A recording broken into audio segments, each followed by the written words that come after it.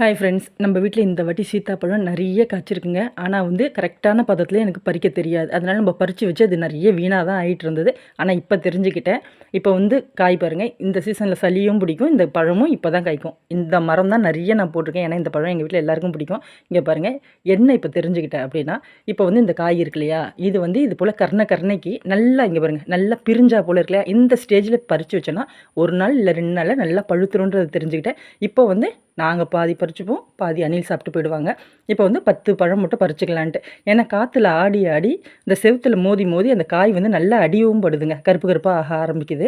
அதனால் பறித்து பாதி வச்சுப்போம், மிச்சத்தை நாளைக்கு பறிச்சுப்போம் அப்படின்னு சொல்லிட்டு ஒரு 10 பழம் கணக்கு பண்ணி எடுத்துகிட்டு வந்தேன். இங்கே பாருங்கள், இதெல்லாம் தான் அந்த காற்றுல அடிபடுறது.